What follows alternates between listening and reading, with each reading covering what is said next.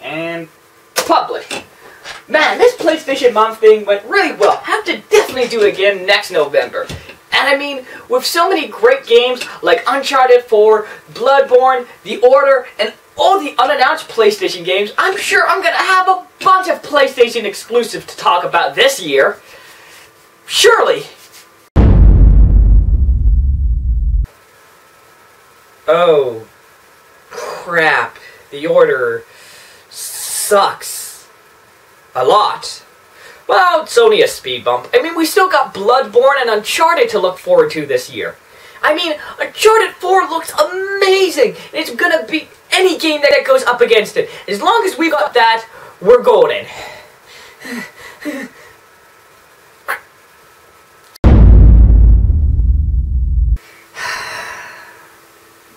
Uncharted 4 delayed to next year. It's fine. It's fine. It's fine. It's fine. I've got plenty of other great PlayStation games to talk about this year, like Bloodborne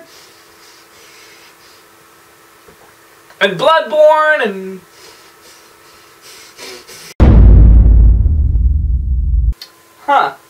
Super Meat Boy is finally coming to PlayStation consoles. Oh, it only took 4 years. I mean, it's a good start, but still waiting to see what PlayStation's big fall title is gonna be. I mean, surely they have to say something at E3, right? Right?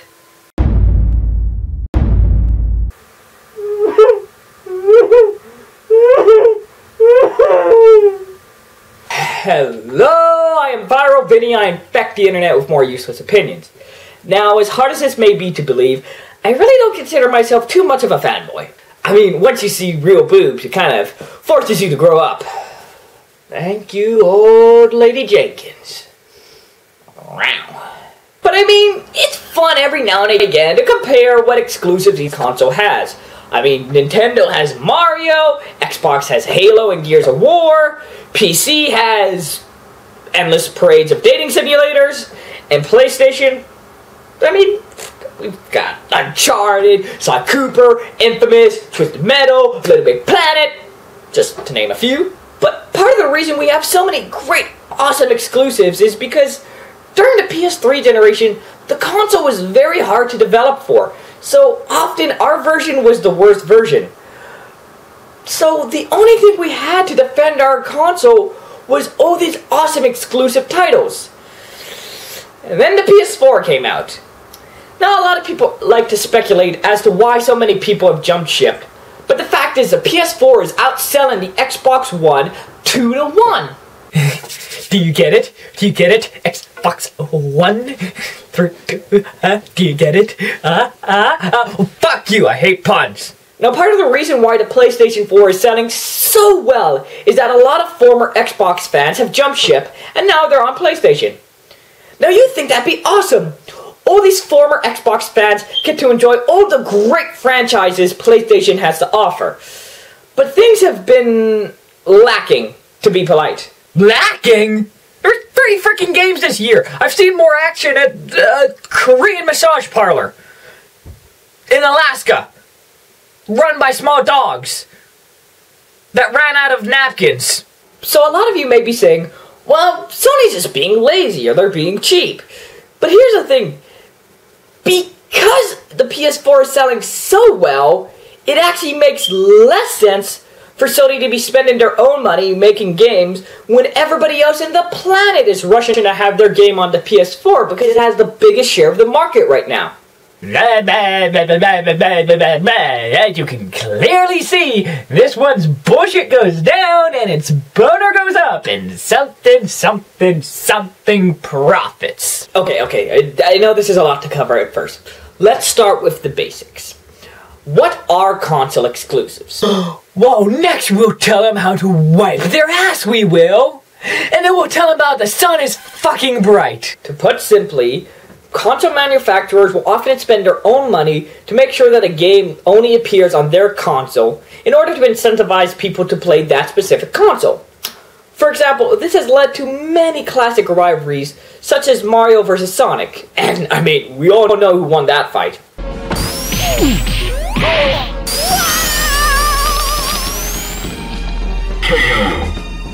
But as games and the internet has matured, that unfortunately isn't enough anymore, so that's why we started to do new things, like releasing a game a week early on a specific console, or exclusive DLCs, or discounts, or things of that nature. It's gonna be a long one. Look, just between you and me, have you heard about this thing called porn? It's really quite amazing, and it's all over the internet. I would not mind if you decided to go look at that for the next 45 minutes. Don't worry, I'll still be here. I'll still be here. Now, even though the PS3 eventually caught up, and actually outsold the 360 by the end of the life cycle, most people played on Xbox. As such, Sony pushed their franchises like never before. That's why we got so many great exclusive titles last generation. Sony owns 12 or so studios, and they pushed them all to make great, awesome exclusive games. And you know what? They were awesome. They were freaking amazing. And because they only had to focus on one specific console, as opposed to something that would be ported all over the place, often the PS3 exclusives had some of the best visuals and gameplay of the entire generation. Xbox, on the other hand, had a couple of cool exclusives like Halo, but they had far more titles like Call of Duty or Gears of War, which weren't purely exclusive, but supported the console enough that they didn't really need to focus on exclusives. But jump forward to their E3 press conference this year, and they used a lot of buzzwords, like console premiere or exclusive console content. Well, of course, you can make anything sound fancy enough if you use enough buzzwords.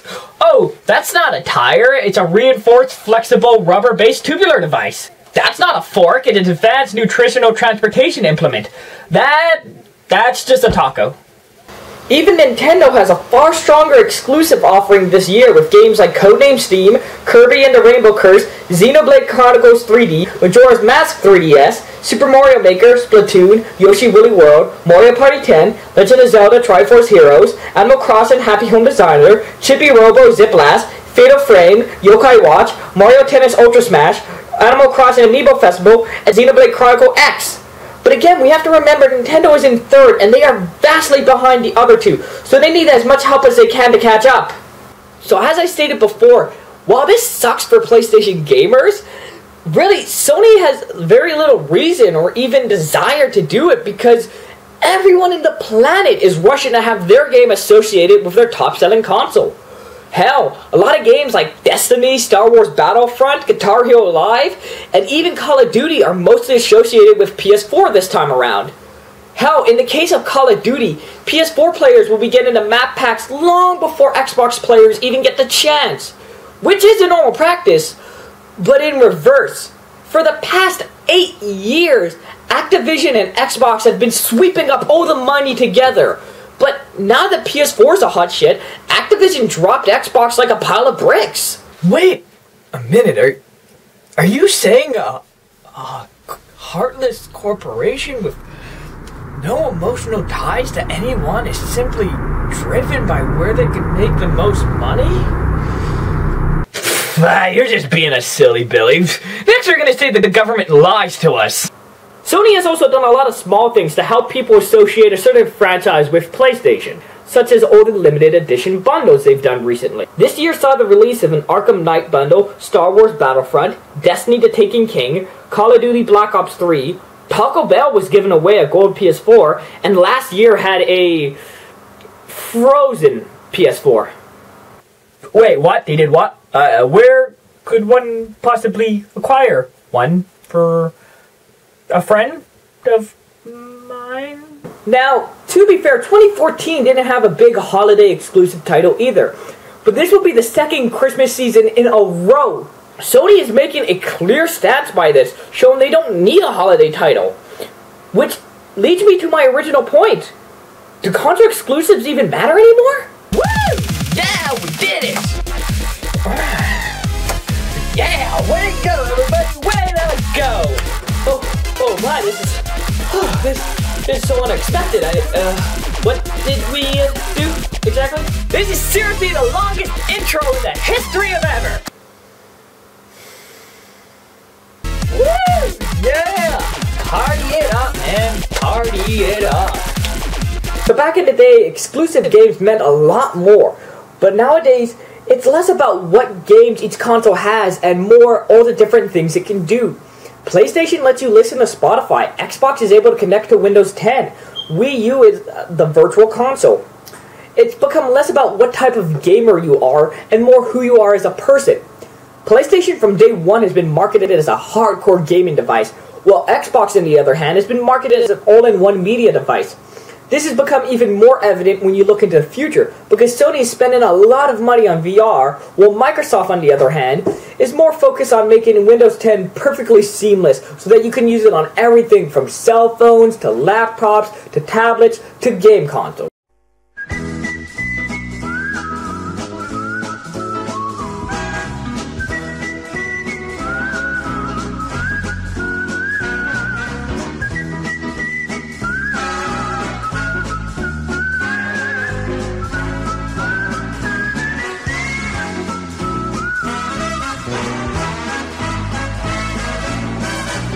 So the super short version is, no, exclusives really don't matter anymore. I mean, it's kind of like all the hoopla about backwards compatibility. I mean, yeah, it's a nice thing, but really, is anyone looking at all the amazing games coming out this holiday season and thinking, damn, I really wish I could play Fracture right now?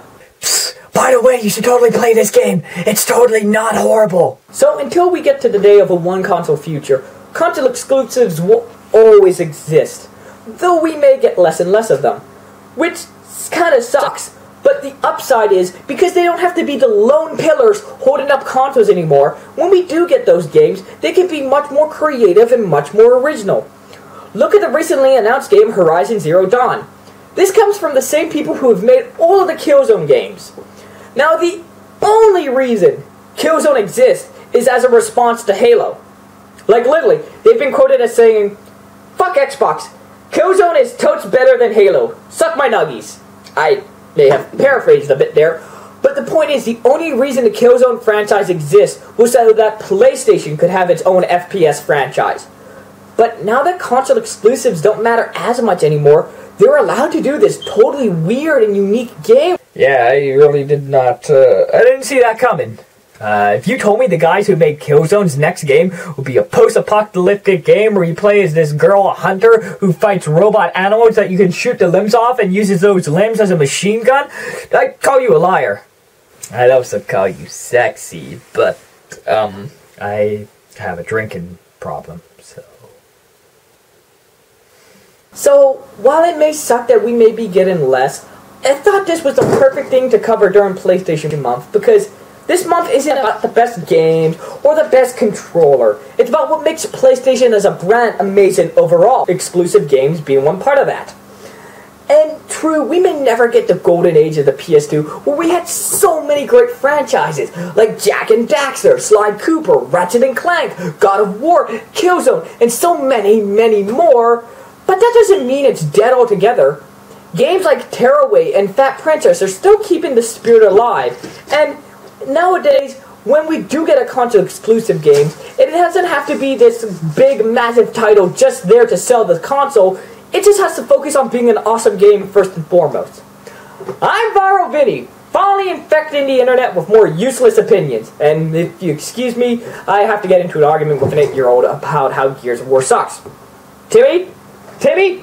No! The Lancer's not better than a Keyblade. For one...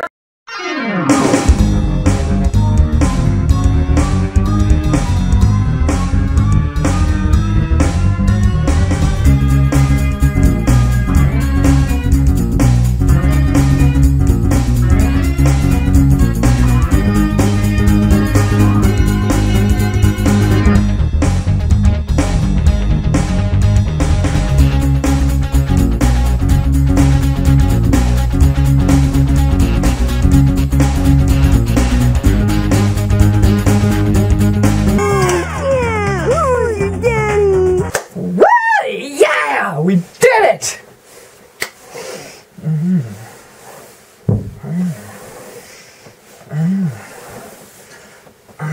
Sorry, I got into a thing there. Alright.